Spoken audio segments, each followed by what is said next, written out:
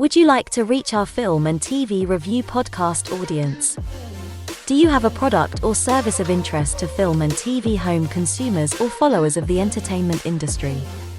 Have a film or show production to publicize?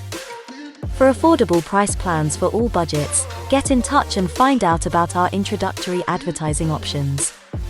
Reach our audience of film and TV viewers and visit our site contact page at filmandtvreview.com, or you can email us at business@filmandtvreview.com. Reach out today.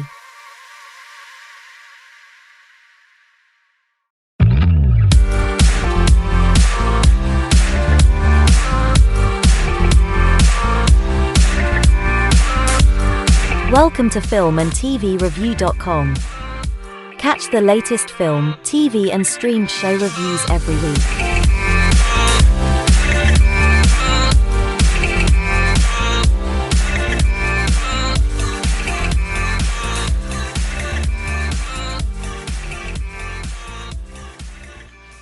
The views and opinions expressed by the authors and those providing comments are theirs alone. They do not reflect the views, opinions or position of filmandtvreview.com or their respective parent companies or affiliates.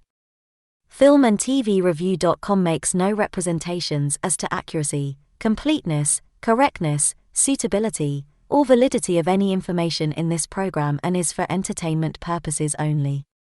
Episodes may contain adult humor and language. For full terms and conditions, see filmandtvreview.com.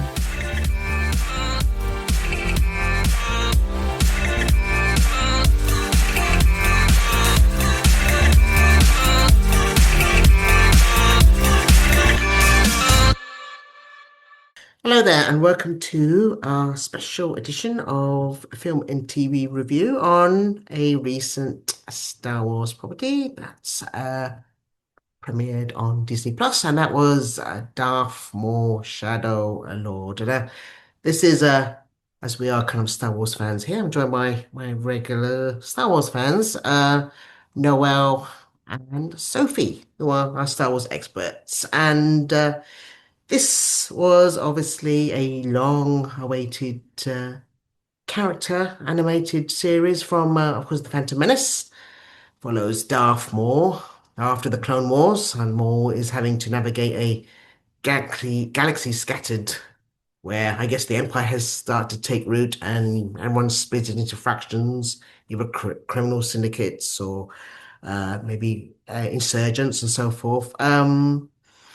This was a long time in coming, so I mean, I could start with like Noel or Sophie. Were you excited for this, or I mean, this is a long time coming, but it's been quite a while, 1999 since the Phantom Menace, when we last saw Maul. But he has made appearances in the Clone Wars, of course, so yeah, it was in good hands, I'm guessing. But first, I guess we could start with some first impressions of this series. Now it's finished, like 10 parts. Anyone want to jump in with their first thoughts? Anyone? Yeah, Um, Sophie?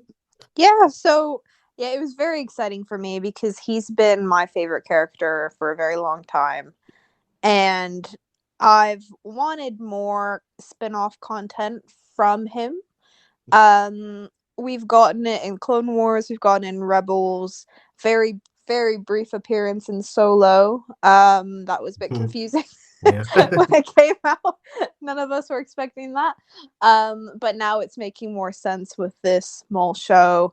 And I think it's been really artfully done. I'm glad that they waited a long time. I remember reading that a Maul film was in development and then it got canceled. And I'm glad that they did that and they opted to trust Dave Filoni with giving him a show.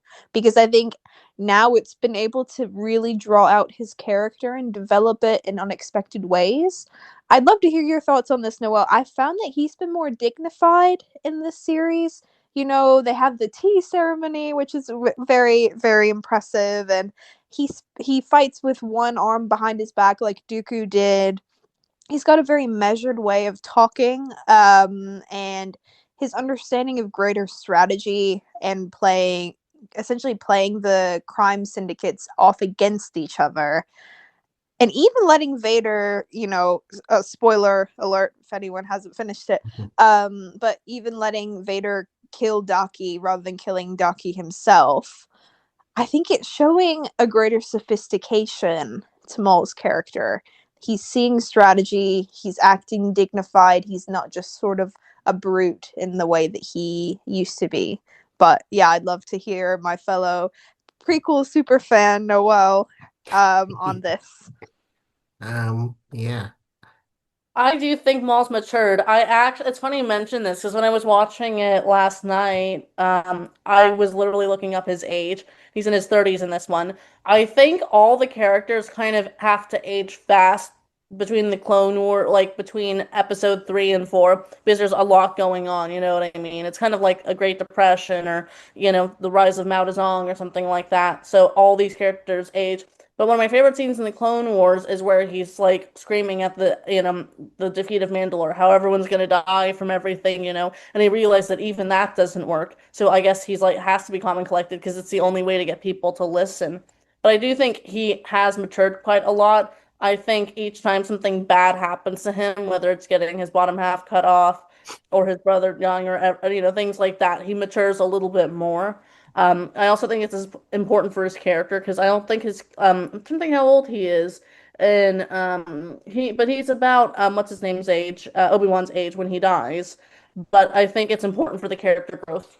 Yeah. Yeah, It's most kind of definitely. right. I mean, I think the appeal of Maul as an ongoing character, because basically he was just a big visual villain in Phantom Menace, basically. But here it is kind of like over the Clone Wars and especially this series, he's a very vulnerable person. And that's was slowly, I gotta say, getting very sympathetic with him as an anti-hero, especially as his goals are kind of almost now aligning with, I guess the rebels or the fallen Jedi, as in, he has a bone to pick with the Empire and almost wants to bring it down, everything that Darth Sidious represents. But he is, yeah, very troubled, still troubled and traumatized. And we got to see this a lot, I think it's episode 8 or 7 or 8, where he's this kind of like dark kind of search of the soul, where he is a one of the. Now, I mean, watching these initially from the series, this the Shadow Lord, it's kind of like, oh, very visually brilliant music, but I was kind of waiting for something, a standout episode, and that was one of. Strangely enough, that was one of them. Despite the amazing in alleyway fights and so forth. It is visually amazing, but it is that one-to-one kind of like acting almost. I almost felt like the whole episode was going to be like him and his inner monologue and him look reflecting at the events in this pool of water as he's being cornered. It's kind of monologue almost, and it is like, oh, we are really, in the deep depths of the soul here, and Well, I think one of the things, not to interrupt, about Maul that's interesting now is seeing it almost from the audience's point of view, where he's seeing the good and bad of both the Jedi and the Sith. He's seeing the good that the Jedi do, possibly, and the bad that the Jedi do, and also the errors of the Sith, and he's realizing both sides have issues, which I think is very good. mm, it's Yes. go on, sorry. Oh, sorry, Jason. I was It, just going to say that I love how reflective he is and I think that his reflection is also mirrored in the way that the show is designed. In particular, the beautiful watercolor design, and every still is a sort of painting in itself, which is really unique and not really something that's been done before in Star Wars. And I think that the thoughts that he's been having, as you said, Noel, in terms of reflecting on and kind of taking a step back from the Jedi and Sith and seeing it from our point of view, it's something that I think is quite needed in Star Wars. I think that often it becomes just fights and battles and things like that, but when you take a step back and see things as they really are, and I think that Maul's doing that, it creates a different level of morality. It becomes less of good versus evil, and it becomes a lot more gray. And Maul actually makes that point when he says something along the lines of, "You're operating under the premise that I'm somehow the villain here, but it's not so simple as good and evil." Very, very different. Yeah. This Especially, oh no, I was gonna say, especially with the gentleman with the mustache. I'm trying to remember his name. But the mustache gentleman, he like as a cop knows good and evil, but now he's realizing with the Empire and all these things that different things matter now, the state of the world that they're living in, with the universe they're living in. so that's Brandon Lawson, the local police detective. I think this whole season, or this, yeah, so I guess season is a very arch or collective arch of a seduction of the light side, or especially where, let's say, the second player or main cast character is like Devon Ezra, kind of a young Twi'lek Jedi survivor of Order 66, and she's hiding and on the run with her master, and it's where you get a temptation of more, seducing her to as a almost he's looking for his own apprentice, and I think Jedi's are on the run right here. They're pretty powerless and they've been absolutely decimated. So he's offering her, where you need for me you to defeat or survive, you should follow what have to teach you because you're not equipped. And obviously she's quite resistant. She's kind of right now we're beginning at the beginning of the season, you're bad, you're good. But like you said, Sophie, this is where we start exploring the gray side of what you really were and what you're going to really have to do. And even if it's, changes your standpoints and your views, which is, I think, that's happened over the course of this whole season. We've got this relationship with Devon and her Jedi Master, I think Daki, a loyal follower of the Jedi Order. And so you've got these two points or father figures of where they stand, light and good, let you say, in the old sense. But it is a very good tale of seduction also. And from Maul, yeah, Maul's obviously has his own motives, but it's a very push pull kind of thing that develops over this season. I like that as a thing. What about yourself? I'm sorry, you said you're pleased with it, and were you surprised by it, or you kind of naturally? I think we've been asking for this from Star Wars for even since the last Jedi, really, because it has to evolve. Yeah, yeah, definitely. I was surprised by some things. So for one, I knew it was going to be good in terms of because David Filoni did it and everything he touches turns to gold.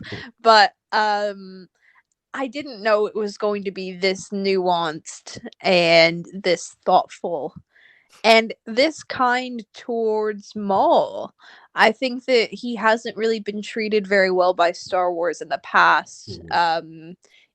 Very underutilized in the Phantom Menace, for example. Initially, it was going to be a different actor who played Maul in that film, and then they cut all of the lines besides two, Mm. and then switched the actor and went in a different direction. So I'm glad that they're finally filling him out as a character. But I didn't expect it to go in the direction of especially him facing Vader. I know that that's something that fans had been asking for, and I was a bit like, if they do that, is it just going to seem like fan service? I don't think they'll do it. But they managed to do it in a way that was quite thoughtful, I thought, and subtle. So with that fight, I noticed that Vader doesn't utter a single word. Mm. And he also fights in quite a dignified sort of way. And you can see how, it takes. I was so shocked at the fact that it would take both Maul and Devon teaming up to even make him stumble a little bit. It showed Vader's power, but it showed it in still quite a subtle way without having to say anything. He doesn't have to say a word. So yeah, there were some things that surprised me. Some things that didn't, but as a whole, I was really quite impressed with it, and I also like that they echoed Maul's sense of gray morality with Lawson. I also, one question I have with the next season is what's going to happen with Lawson's wife, who's in the Empire. I think that that's a loose end that's going to be very interesting in the next season. What happens with her, where they go with that, what happens to their son. I wonder if they're going to try and have some sort of little like love interest between him and Devon. I don't know, but there's a lot of loose ends that need to be tied up. Yeah, because the last time we saw Lawson is he's almost gonna like sacrifice himself, like take on the stormtroopers and get shot, then disappears in the mist. But I can assume I'm sure he's gonna live and reappear because I was surprised how because you never know with the series now with I say with Disney or Star Wars, it's like is it a one and done almost because they kind of like pivot so much. Is it good? Is it got the traction that we want? But it Well, I seemed think to kind of like already set up those lines already that it's so open that it feels that it will continue. I was gonna say, I think because I mean I might be wrong, but I think because it's an animated show that they would do another season. Mm. They complain that Andor and all these shows were so expensive, but no offense, if it's an animated show and it doesn't have the Harrison Fords in it, that's gonna cut your budget back a little bit. But yeah, that is my main problem with the Disney shows is you're like, are we getting another one or not? Especially because their most successful one, Andor, was said, oh, it's just gonna be 2 seasons, and there was 2 seasons. So. But I did want to compliment the Vader fighting style was so good because it was like just shooing away a bug basically. He almost didn't take it seriously, but I think that's quite interesting. Yeah. But the way he fought also reminded me a lot of how he fought in A New Hope. So Yeah. I think fighting style just This awesome. it was when it was like in the Rogue One where it's a first kind of reappearance of where we an impressive it brought back the fear of Vader. I gotta say it got diluted with the prequels. I mean, one word Vader should never utter, and that's Padme. And it's these kind of things when in the suit, it's like no, no, no. But here it is. I'm so glad they went wordless, and like with Rogue One, he's just this complete bulldog or monster that is just a shadow that is just cuts a path through them, and but he kind of like it's his own fighting style. I think Maul has his dexterity, and then Vader has complete sheer power over the Force and also of his limbs, and he's just hacking away non-stop. And but he goes for he looks like obviously he knows his enemy. He's got all the intel from the Emperor's files, I'm sure, so which is and his he went straight for the legs and kind of like maybe the vulnerability of Maul now. But Yeah. Yes, yeah, which that is was great. so interesting how much of a liability Maul's legs have proven to be in this season. I kept noticing that too, Jason. It's just every single time, he's kind of having to punch his legs a little bit to keep walking, and then you see him just poor guy, just suffering because of these It's like legs. Doctor And House vibes, with the leg issue. gosh, Do you think he should go back to the yeah. spider legs then, Sophie? Yeah, maybe he needs those spider legs, or maybe he just needs a decent doctor. I mean, you think about like the fake hand that Luke got Yeah, in Empire Strikes Back. Like, where's that technology right now? I He needs that. good old rebel medicine, yeah. Did you notice also? This was really cool, and I only noticed it by rewatching the last 2 episodes before this chat yesterday. When one of the Inquisitors, Merrick, when he says to his buddy, they're on their way to you. So Yeah. he's saying that to the other Inquisitor, but then we later find out he's also telling Vader that. If you watch this scene again, you'll hear a few bars of Imperial March, which I thought was really good foreshadowing. I gotta say, it took me complete by surprise. It's one of now, obviously, you'd seen it just before us because we all met up May the 4th, and before that, you said, "Oh, well, my jaw dropped," and then you're thinking, "Oh, Yeah. okay, well, here we are. You're just prequel fans always the very easy please. Anyway, I saw it afterwards, and then I text you like, yeah, my jaw just dropped because I gotta say this was so under the wire. I kind of kept away from, and I think for once the online community were pretty good at not spoiling too much, but I avoided it like nobody's business. But when you see it and you don't expect it, it's like, and I guess as you saw it, Sophie, it's like, whoa, it's like you just stop talking for a minute and you your mouth is agape because you just I don't know, did you kind of know it was going to happen before, or did it take you by surprise, Sophie?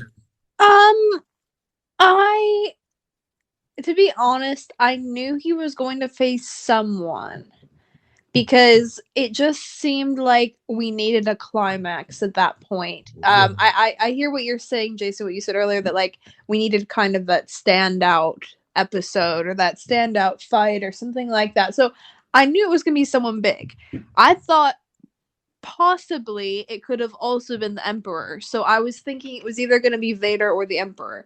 Now, I think that it would have made more sense for it to be Vader. I'm glad that they did Vader rather than the Emperor because according to the lore, at that point Vader was sent as essentially and treated essentially as the number one Inquisitor, Mm. just above the Grand Inquisitor. He was doing all the things that the Emperor thought were most important when it came to neutralizing Jedi. So it makes sense that he would be sent for Maul too, to someone, being someone of a similar caliber as like the top Jedi that Vader would be taking out. But I did think it could have been the Emperor because I do remember that, in the Clone Wars, the Emperor does personally get involved with neutralizing Maul. So I thought maybe he'd want to sort of finish the business himself. But I do know that there were a lot of critiques within and beyond the empire, that the emperor was sort of nowhere to be seen, and so people were just like, where is he, what is he doing? He's really not getting involved enough in politics. I'm reading this book right now. It's called The Rise and the Fall of the Galactic Empire, and it's written by an actual like professor, and he's written it in a very academic style, and he talks about how within, even like within the universe, people were just like, where is the emperor? We don't see him anywhere. Like, what is he doing? Well, he deserves a rest because look, considering what he's done, you can have like some time off. Maybe I don't know, surfing or whatever he goes up to. But you wouldn't expect the Emperor just to get down and dirty. Although in Clone Wars he was just taking things really personally. But here you can understand. He's got, once you're in office, you've got things to do, paperwork, Dev Service on itself, health and safety and HR. Anyway, those kind of things. But I gotta say that those fights were the first thing that gets you in this series is just like you said before, the visually. But the fights here were 2-on-3 or 2-on-2. It's like the Inquisitors. You had a very also informative kind of like perspective of Maul now and how he's so readily doesn't really abandon his, I guess, the apprentice or his allies at this point, because at this point he's trying to escape the island, the planet, and they get headed off by the Inquisitors on the chase.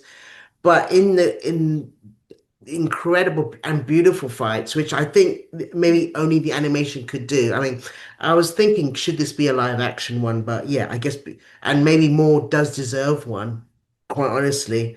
But the expense and pulling off what you've got here, I don't think the money would have, or maybe, the prep time to actually do this would have pulled it off. But Um, the I animation is just, it just took it up a notch in this series, quite honestly. I also want to say with the fight scenes, the lightsabers, I think the way they're drawn, it's like a mix between Rebels and Clone Wars, and I think they look really nice. And the way they swing and everything, especially Maul's, looks great.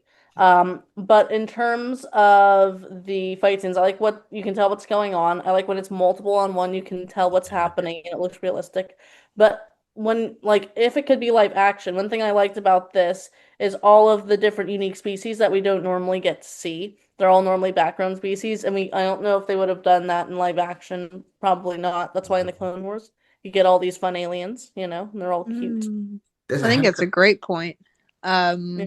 I there's think a that they made a great use of these unique elements that you could really only do via animation. And Mhm. they incorporated some very cool things into that animation, including one fact that I found, which is that when sometimes when you hear the hum of Maul's lightsaber, it's Mhm. Sam Witwer's screams that they've added. Aw. So if you rewatch it, just listen, because once I read that, I was like, no way. And I was listening to it and I could hear it at some different points, just this like really intense and like kind of terrifying scream. And that's the sort of thing you only get with animation and Yeah. really great voice acting. And Exactly.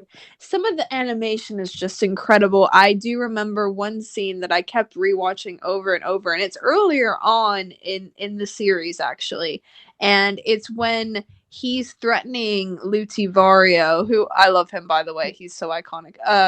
He's threatening him, and he's in jail, and he's running his lightsaber kind of across the wall to try and get to Vario's head, to try and make Vario like surrender to him essentially. And you can see the reflection of the lightsaber in Vario's eyes. That's amazing. I Yeah. like that. I like the subtlety. The little subtle shadows and things I think are what really like make animation special because you might get that if it were like live action, like for a shot, you'd really have to think about it. But animation, because each thing you have to, individually do, it makes sense. But the animation, is beautiful with the brush strokes and such.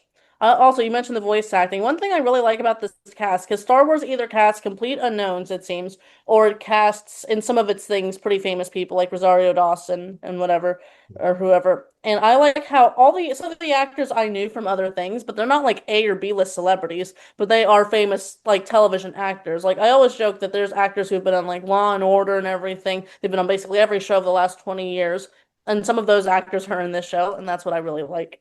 Because they're famous if you know what to look for, but they're not like super famous actors, if that makes sense. They're not celebrities. Yeah, like Richard Ayoade, Hmm. I know plays the droid, and what's really interesting is he played another droid on another Star Wars show. I think it might have been The Mandalorian. Okay. But I think that was actually a really good touch, because if you think about it, just as in you know in I'm trying to think of kind of an example, but it makes sense that they would have the same voices in Yeah. terms of in the universe, because you wouldn't have a totally different voice for every single droid. Like that doesn't really Yeah. make sense if that would work. So I thought that was kind of clever. I know also the son is played by this guy that's in Percy Jackson. Oh, Yeah. Who else did you hear? the guy who voices the master, what's his name? Ika Master, Daco, yeah. Yeah. I yeah, okay. recognize the He, voice, but then I couldn't. Who is it? Who is it? And Is then he the Allstate guy? yeah, yeah, he's the Olsec guy for the American. He is. He also played God in Lucifer. um, I gotta say the two boots, Richard Ayoade, I found it a bit grating because you can recognize his voice anywhere, and it was, or maybe because the character was the most annoying one, and because he's basically responsible for he's the Jar Jar Binks of this season because he basically goes by the book and just basically lands everyone in it and says, "Oh yeah, I contacted the Empire and I brought them in," and oh my God, it's Yeah, the like. first half he really annoyed me, bro. Oh my God. I cannot. Also, why is his name two boots? Should he be wearing one boot? Like, Yeah, bro. two boots. Like, oh I yes, Should my thought name he was be two cute. Oxfords? Because I wear two Oxford shoes? Really Like, God. dead. I thought he Seriously, was a cutie pie. well, I like all the trades. Yes, they're all he's cute. responsible for various deaths and planet invasion. No. I did warm to the spy bot, and that's Maul's one, who was very Yeah. quirky and surprised he got killed or whatever. It's sliced on the as he traversing the acid lake. You I don't think I think droids didn't. go to heaven? I guess they get put to a server somewhere and maybe Yeah, uploaded. So you know what? I I don't think know. this is the only thing I didn't like about the series was I think that they killed too many people prematurely. Like they killed the bot. It Yeah. seemed like Lawson is dead. And The also, I think most root notably, root Rook cast. Cast, exactly. She was a great character. I really liked her. I thought she was like the voice of reason when Maul was going off and like Yeah. just getting really like weirdly obsessed with Devon and forgetting his grand plan. I thought she was great, and then they just killed her, and I was like, This, ah, this is my main issue with Rogue One. I was getting Rogue One flashbacks. I was like, what yeah, value? Like, this is like, who's making this? This is not the boys creator yeah, making this. Was this because she seemed to have such a weight to her, and I was on and off with Clone Wars, but was she featured before in any other series or at all? Because she seemed so instrumental, and you're thinking, oh, she's got such a good character and an important one in Maul's yeah. clan, and I was surprised, like, oh yeah, she got dragged into the nothingness, but and you find out it's Vader, and there's no coming back from that Yeah, almost, but. I I was like wish it hadn't been disappointed. her. Yeah, I kind of wanted her to. She's such an important yin and yang to Maul's because he can be up and down in his mood. He really does Yeah. have his either, you know, I say panic attacks, but it's more like up and down, feels sorry for himself, and then he gets agitated, and she's such an important part of the his stability, I think, and it's really a shame. Absolutely. She's Kind of, so steady yeah, and she's got a lot of foresight. She's very yeah, strategic yeah, and she's got a lot of like dignity, which yeah. even though Maul is more dignified in this season, as you say, Jason, he does kind of just randomly lose it still. But that's Maul, isn't it? We still love him. He He's has just he's mental just crazy. issues. He's got issues, and he So needs did help. Anakin, though. Well, yes, exactly.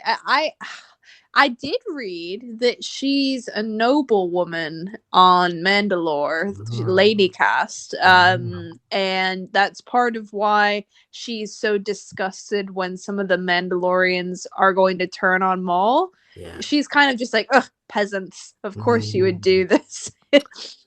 Oh Yeah, my I mean, God. she's I'm sure well eating written for those lines, which are not a huge amount, but yeah, her actions and the such really nicely drawn in character for that. But well, missed, but who knows? Um, I think the thing that now in the final battle. Maul does a bit of a dirty because so it's him and Master Dako against Vader, and I think maybe he's not going to mention this when he gets back to the ship, but he does leave Master Dako in the lurch with Vader.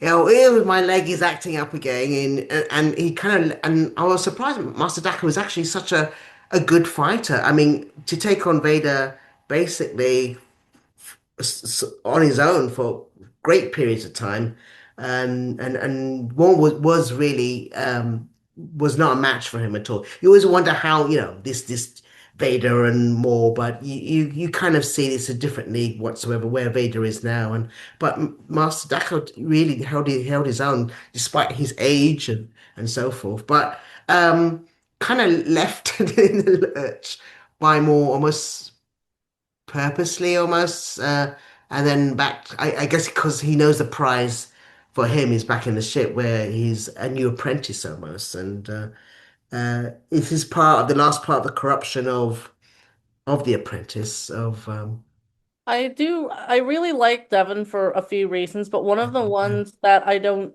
like see a lot in Star Wars is because in Star Wars we always see very rich and very poor people. And even though the Jedi are humble, they're taken care of. You know what I mean? They're like the Pope. But I understand her point of view in the beginning where she's like used to a certain lifestyle and now doesn't have it because she's used to it at the Jedi Temple. I mentioned Sophie mentioned this when we were talking, but I like how she's not sexualized. I like her as a character. I think she's a good, well-rounded character. I wish she had a different accent though, because I feel like her voice, I feel like we have a lot of Americans and I want more Mm. non-American people. Um, but I did really like her. And I like her connection with Maul. Maybe she'll go more Grey Jedi path. Yeah.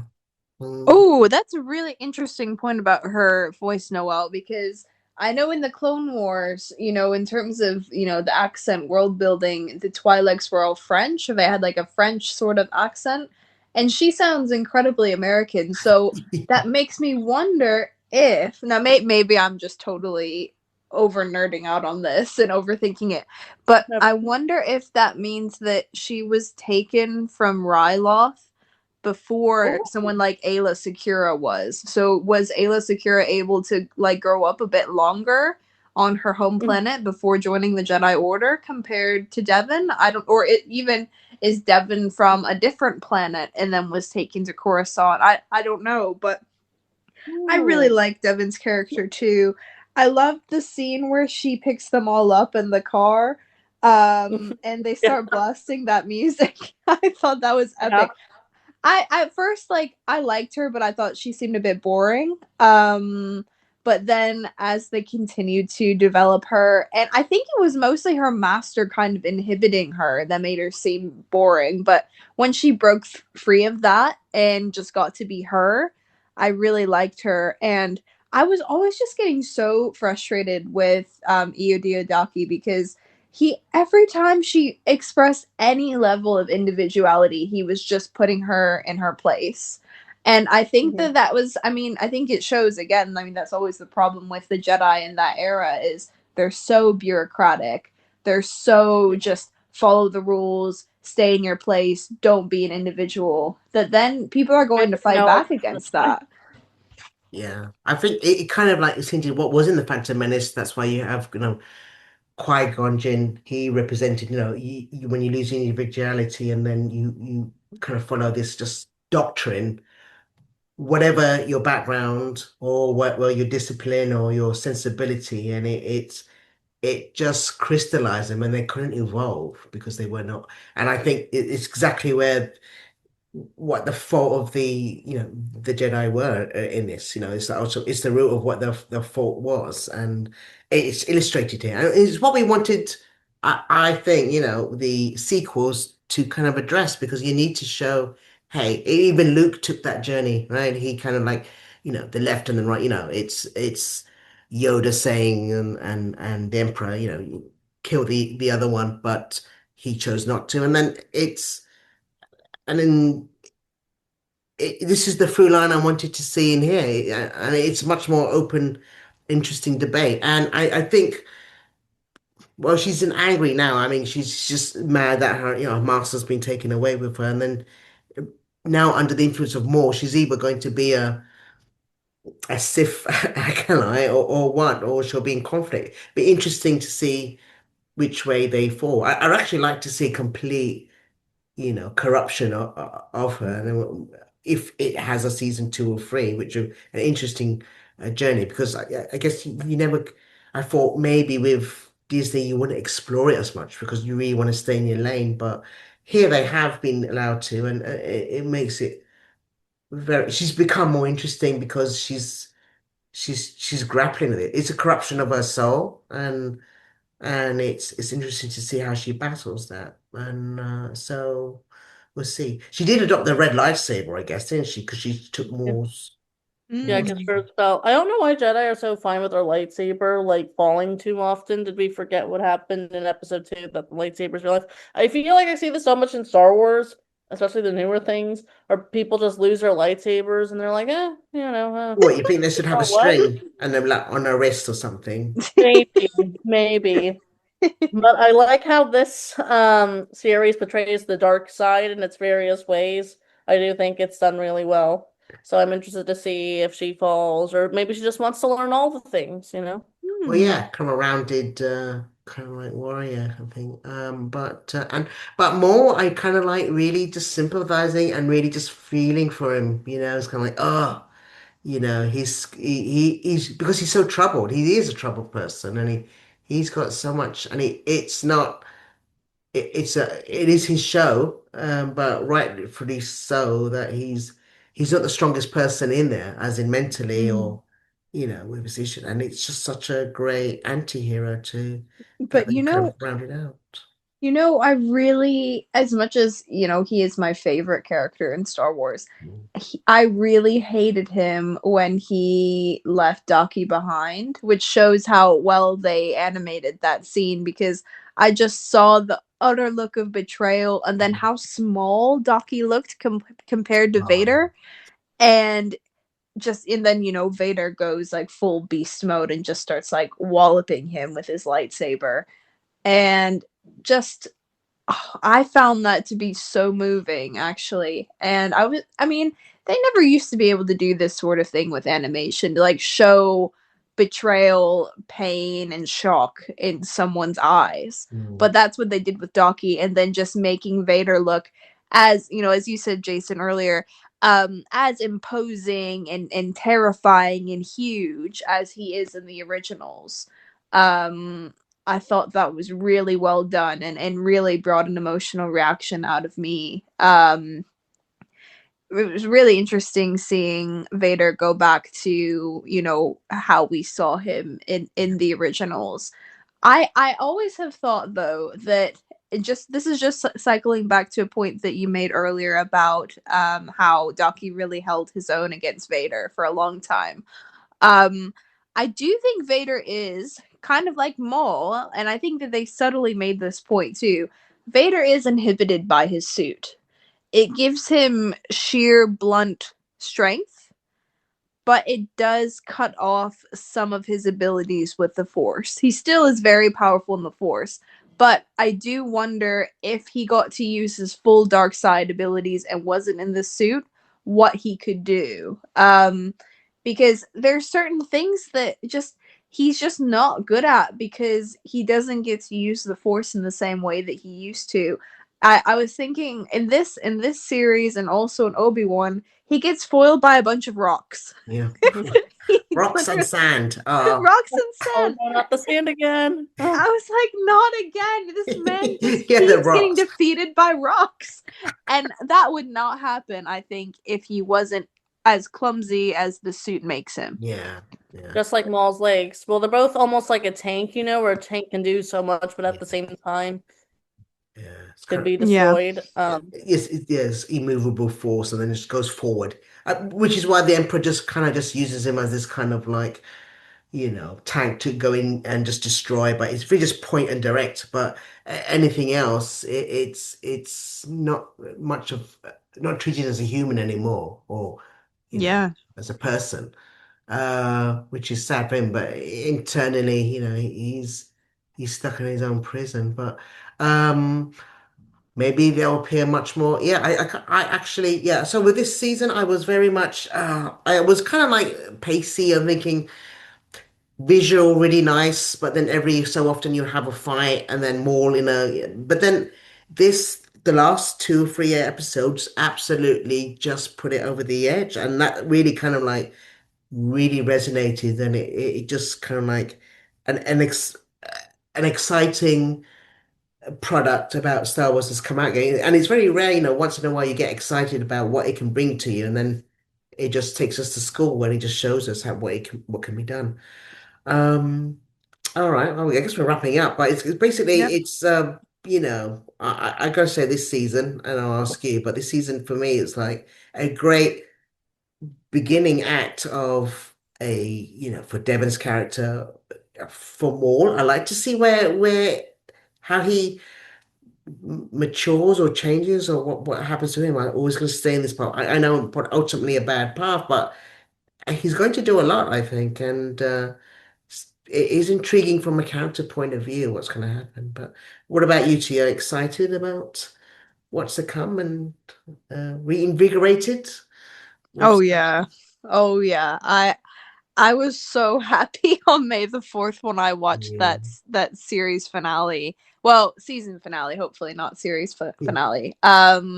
Because it really surpassed my expectations, and I was assuming it would be good, but it was just excellent. And as I said earlier, so many interesting directions that the next season can go in with, Mrs. Lawson, well, I suppose ex Mrs. Lawson, who works in the Empire, seeing how she's going to enter the fray and get involved. I wonder if she will sacrifice her son or something like that, if we'll see kind of what the Empire makes people do and what like the impact that the Empire has on families. I think that'd be very, very interesting.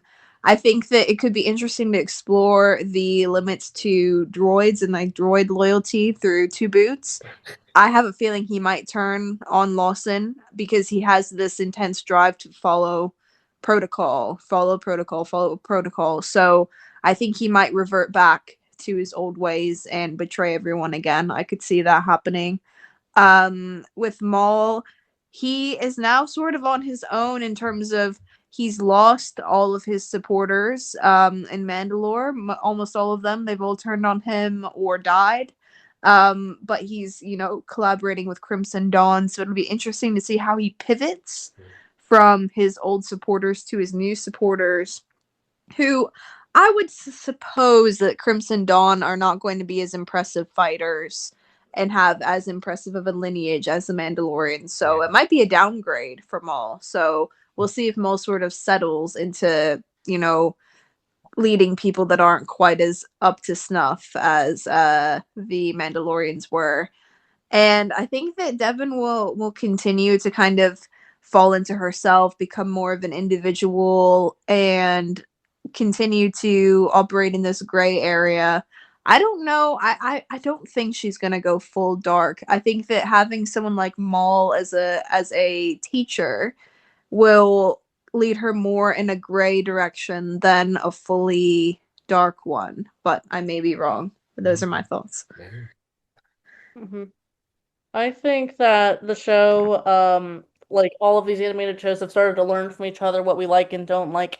I think it had the perfect tone. It was a bit slow at the start, but I think the show will continue to go on and compare these worlds of training a Jedi, but also the dark sides of the Jedi and the Sith and all their issues, and that'll be good for Devin. But at the same time, these people try to survive in this world where the rebellion isn't there for another season of this.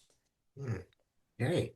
Right. Well, that is the end of our Star Wars special review. Thanks to our Star Wars experts in residence, Sophie and Noel, and for you at home, see you next time. We hope you enjoyed this film and TV review.com episode. Catch the latest film and TV reviews, together with regular episode content from the world of film and TV every week. See you soon. Would you like to reach our film and TV review podcast audience? Do you have a product or service of interest to film and TV home consumers or followers of the entertainment industry? Have a film or show production to publicize? For affordable price plans for all budgets, get in touch and find out about our introductory advertising options. Reach our audience of film and TV viewers and visit our site contact page at filmandtvreview.com, or you can email us at business@filmandtvreview.com. Reach out today.